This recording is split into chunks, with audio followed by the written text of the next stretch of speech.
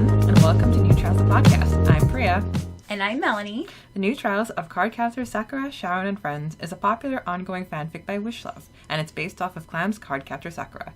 In each episode, we'll do a deep dive of each chapter. Let's get into it. So everyone, we have something very exciting to announce. Yee! I'm in Kansas! Yay! It's finally happened. After a long online friendship, Melanie and I, we've met and we're here together in her beautiful home. I keep staring at her because it still just doesn't seem real to me that, like, she's literally sitting right next to me. So I was telling her last night, I was like, if I'm ever just staring at you really creepily, it's because it still just hasn't dawned on me that you're here. So while I'm here, we have lots of fun stuff planned, and we're going to record as many New Trials episodes as we can, so you guys are going to have awesome audio quality for a couple of months. So for the Alliance of the Stars segment, if you haven't seen it already, if you go to the New Trials Facebook group, I posted a whole bunch of Wish-chan's whips that she shared with me, works in progress, so we definitely have fun checking those out.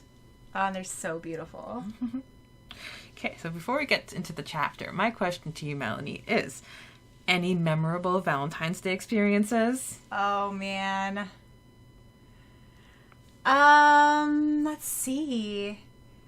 The only thing I can sort of think of is in middle school, we had this tradition where you could buy your Valentine cards, and you could send them flowers. And then the flowers would have to get delivered to you, like, throughout the day and stuff, as, like, there was, like, certain cupids that had to go in around and deliver people their stuff. And this is going to sound terrible. But anyways, there was a couple guys that liked me, and they were friends, but they didn't know that each other liked me. And then we were all in the same class. And then that day, I got a flower delivered by both guys at the same time. Awkward. And the ironic part was I did not like either of them. How about you? Okay, so my birthday is February 11th, and Valentine's Day is February 14th. And basically, I've always considered myself as a Valentine baby. I always thought that it's like, oh, Valentine's is like my favorite holiday. Thing is, though, I was never with anybody. I was a single Pringle for a long time. And even when I was with somebody, it wasn't like serious enough. So when I met my ex, and I thought, oh yes, finally, I'm going to have a boyfriend for Valentine's Day. But Valentine's Day was like his lowest priority. He couldn't care about it. And as the years went by, he was very anti-Valentine's Day. It's like, this is so commercial. This is stupid. Blah, blah, blah. And it was like, okay, well, I'm never going to have a Valentine. So I break up with, I got divorced, and then I met my boyfriend Cameron, and I told him about my love of Valentine's Day, and like he didn't get it, but he signed up. So he got me a nice necklace, and he got me a card, and he asked me to be his Valentine's Day, Valentine, and it was like the only thing I wanted. So it's like, yes, I will be your Valentine, and yes, I have the card. It's very sweet. See, that just goes to show you, if he wanted to, he would. You know, that saying, aw. Cameron, we are such Team Cameron around here. Also in this chapter, we introduced star-crossed musicals. So have you ever been in a school-wide production of a musical? Oh, yes. Yeah, I've been in several. I was in one pretty much almost every single year of high school. And then my biggest one was a musical that was called Working.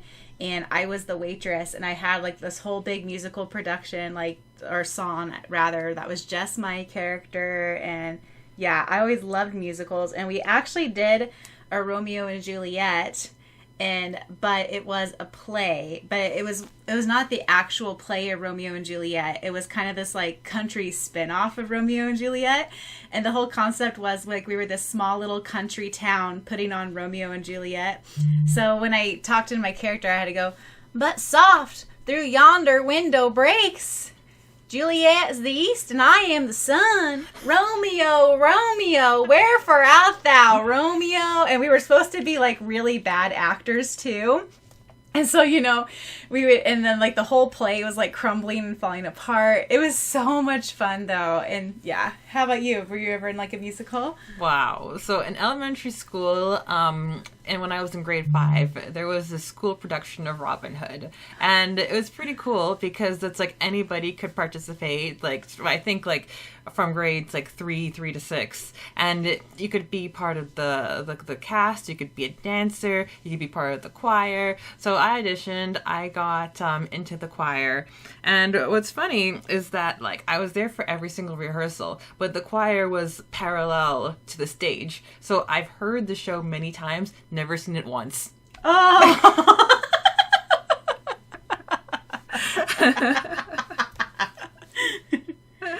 Okay, so today we'll be discussing Chapter 21, Blown Away Roses. This chapter was released in February 2001. The word count is 13,635 words, and everyone is in the 8th grade. It starts in January, ends in February. On to the summary. Chapter 21, Blown Away Roses.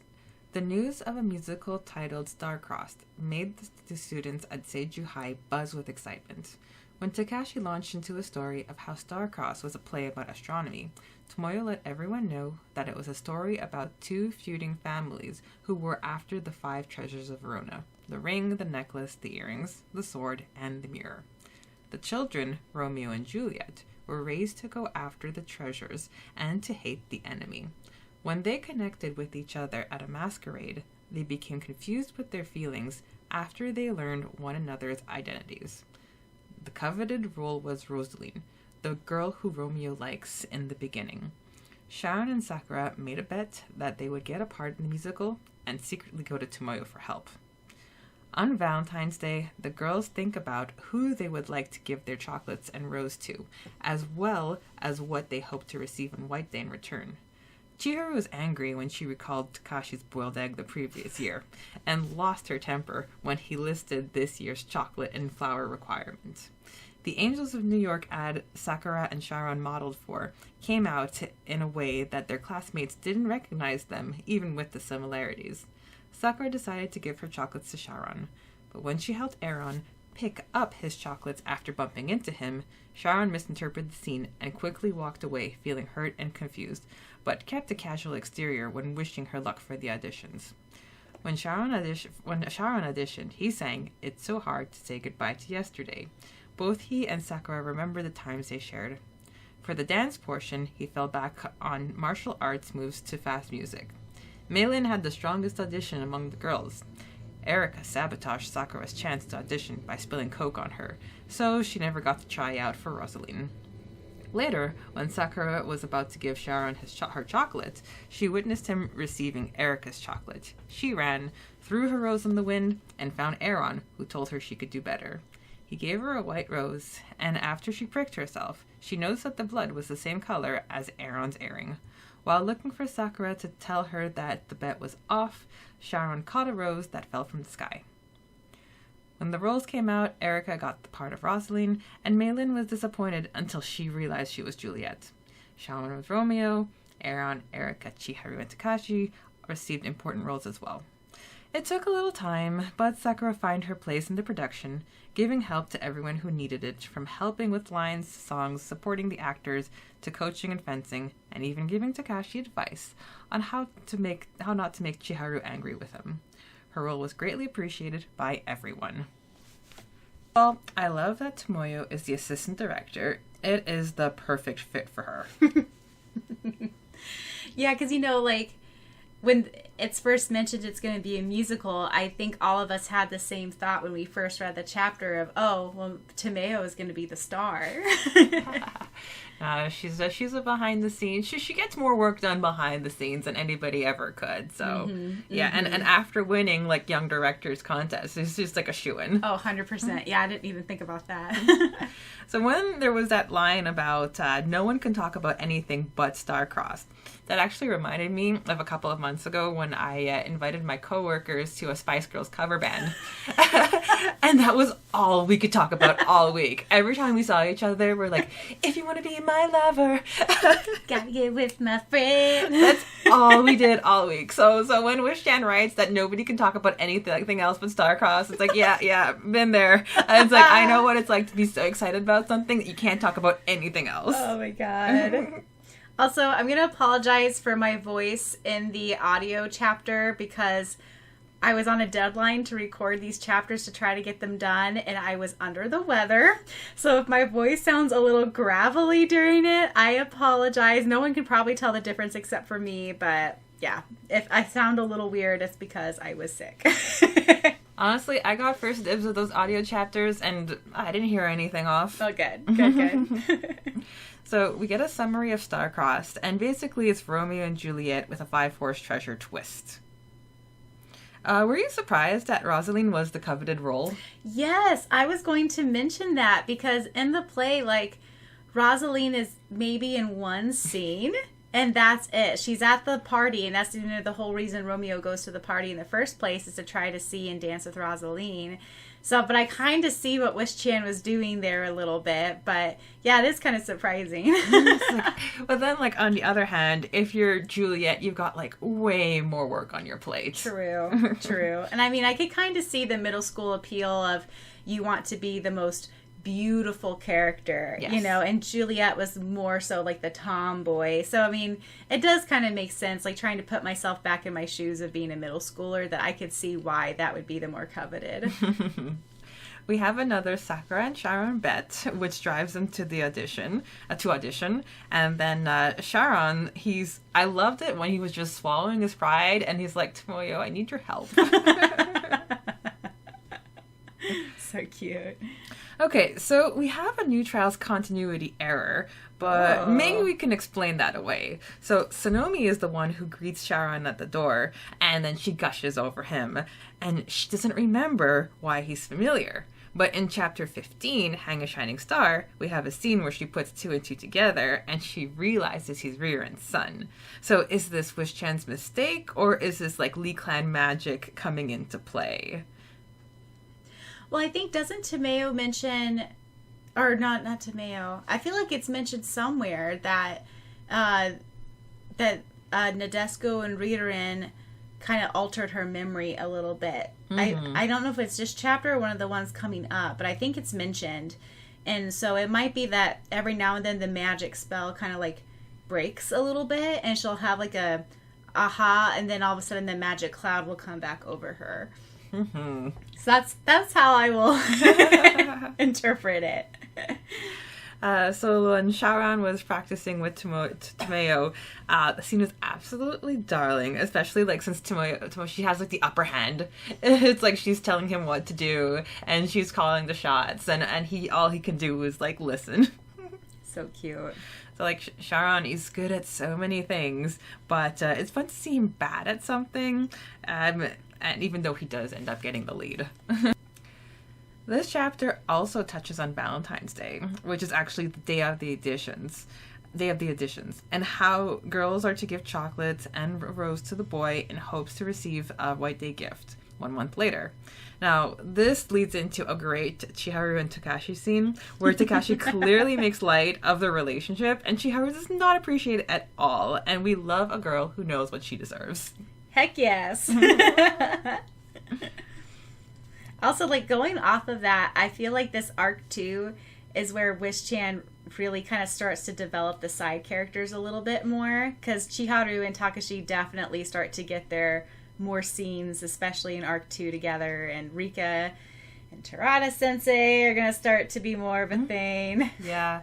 And poor Naoko, it's like with Shen, she's like, yeah, I don't really know what to do with her, but then Arc 4 comes along and she gets some fun stuff. Our girl Naoko. And also, like, Terada Sensei's now, like, their teacher again. See, I was going to mention that, but I'm like, was he their teacher in Arc 1, or is this new to Arc 2? Because wasn't he at the camping trip? Like, I'm trying to remember his role in Arc 1, because I know we talked about him and Rika in one of the episodes, but I just couldn't remember where he fit in the whole thing. Yeah, so they had a different teacher in Arc 1, but Wish-chan mentioned that Terada Sensei moved to the middle school to teach, and Tomeo says, wonder why. And then but so that's why he was on the field trip and why Rika was so excited, because he was one of the teachers that were there. But now he's like officially their homeroom teacher again. Okay, because like I was gonna say Terada's back, but like wait a minute, he never left. But now he's like really their homeroom teacher. So we have Sakura contemplating her feelings for Syaoran, and I really like that she actually bought the chocolates. It's like good for you, girl. Yes. And I want to touch on Sakura's nightmare and the line. Then she was holding a red rose. For some reason, she was trying to give it to Syaoran, but every time she tried to reach him, he walked further away with a sad expression. I sense yesterday's letter foreshadowing. Oh my god! Oh, I didn't even think about that! Mind blown emoji. Oh my gosh. It's like, here I am making eye contact with Melanie. It's like, are you on my level? And I'm staring at her blankly like, no! Oh my god. It's crazy. So now it's Valentine's Day on the audition day. So I think my favorite part of this chapter was the reveal of Angels in New York magazine and all of the commotion surrounding it. So funny. And to jump off on what you just said about Wish-chan trying to explore secondary characters, so we have Tamaki, but now he's known as Aki. So it tells me that Wish-chan is like, okay, I've got a character, let me flesh him out a bit. So Sakura crashes into Aaron. So Aaron uses this opportunity to make it seem that Sakura was giving him chocolates. And I was actually surprised to see how mad Mei Lin was about the misunderstanding. But in the end, it's kind of funny how much drama could come out of a misunderstanding. Very high school-like. That's true. You know, I had to kind of take myself out of the scene a little bit, because, well, and the ones later, because I'm like, sure, Syaoran has no reason to get as mad as what he gets, because, like, he's treated Sakura like crap, like, since he's shown back up. Then he gets all mad at her for accepting chocolates, you know, but then, again, I had to take my adult hat off. I had to put myself in my middle school era, and I was like, would that have upset me? And my answer was yes. Yes, that tracks. Which is, I love that, like, Wish-chan, she was, like, probably 14, maybe 15 when she was writing these chapters. Yeah. So she was definitely the right age to write immature Sakura and Syaoran, because all of this tracks. Yeah, for sure. Reading about the auditions is fun. I'm not surprised that Mei Lin excelled at her auditions. Like, talk about a girl who knows a thing or two about unrequited love. Well, and I think also I love that because it's mentioned in the original anime and manga that Mei Lin says she can sing. Yes. Mei Lin says she can dance, you know, and I love that Wish-chan brings it up. I was like, no, she actually was telling the truth. Yes. She's actually really good. Yes. So I was very, very excited to hear Syaoran's audition. Oh, y'all, this was a journey. So a couple months ago, Melanie posted a casting call for Syaoran's voice. Now, I have a friend who's a musical director, so he pointed me to a singer named Jonathan Vanderzone, and I actually recently saw him in a musical production of Carrie, where he was the male lead, Tommy. So I reached out to him and I'm like, hey, can you sing It's So Hard to Say Goodbye to Yesterday? And he's like, wow, I haven't sang R&B since the 90s, but I'll give it a shot. And we were too thrilled with the final product. I mean it as nothing towards him, but you could just definitely tell it wasn't in his wheelhouse. No, he's more pop, and you can't get like a pop guy to sing an R&B soulful. But Melanie's editing skills came to the rescue, elevated the track too, and I'm really happy with the final product. I know that you were very iffy in the beginning. How do you feel now? I'm happy, and so it's actually not what he's saying. It's actually by, we'll call him Shmation Shmeraz.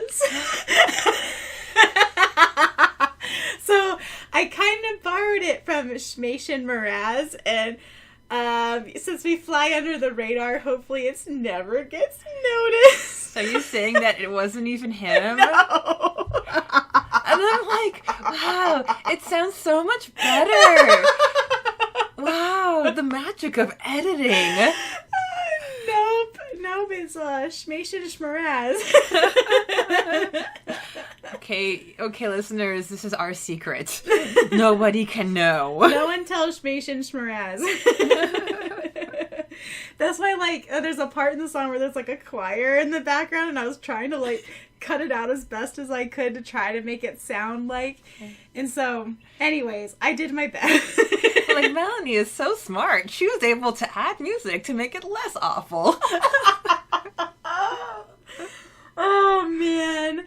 But yeah, I really tried to not do, like, a copyright version, support a small-time artist, but after weeks, I was like, we're just gonna borrow it. Okay, moving on. Syaoran uses a fight routine as a dance number, and that's very him. I wish I could see it. Yeah, that one would be such a good scene, or on like an anime. That'd be really neat. Mm-hmm. And in this chapter, I actually almost forgot about the coke spilling on Sakura. Like, I knew it was coming, but I was still starstruck with Syaoran. And it's like I was like one of the girls in the audience. It's like, wow, Syaoran, you're amazing. So my question to you is, if that would have happened to you, would you have just gone up and done your audition anyways? I would have gone up and done my audition anyways. But everyone's like, oh, you're gonna get sick from the cold. Yeah. No, I'll be like, you know what?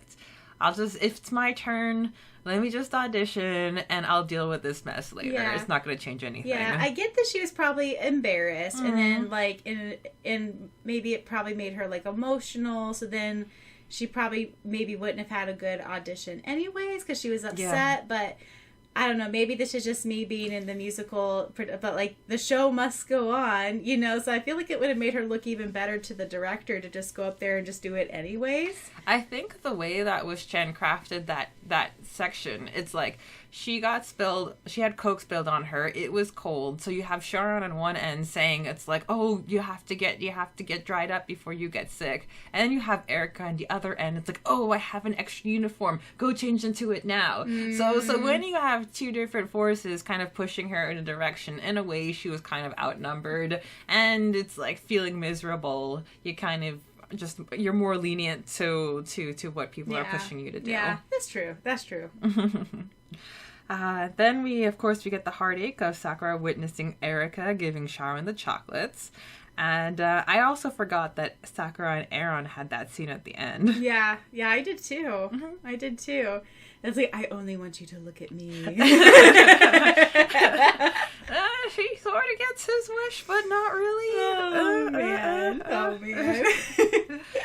I thought it was still fitting that Syaoran got Sakura's rose in the end. That was really sweet. Yes. So, a week later, the roles were announced. Mei Lin getting the part of Juliet is one of my favorite things ever. Yes, I love that for her. Yeah, she's usually pushed to the side, but now she gets to be the star. You're a Lee Syaoran shriek from the soccer fans. That was great. I didn't see that coming at all. That's my pure fangirl right there. I didn't have to act that out. Now, did you remember how, like, Sakura was at odds when it came to helping everybody out?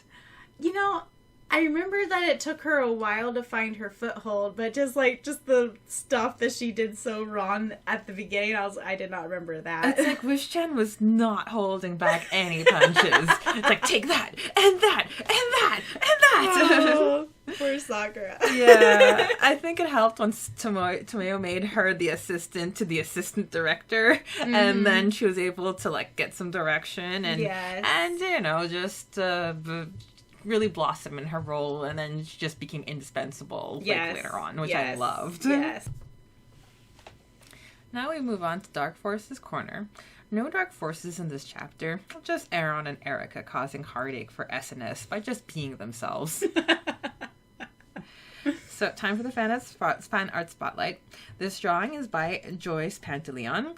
And while it's not what Syaoran was wearing during the auditions, in her description, she did say the drawing was inspired by Chapter 21, Blown Away Roses. So it was fitting to use it. Oh, we've mentioned her art. I think this is our third time.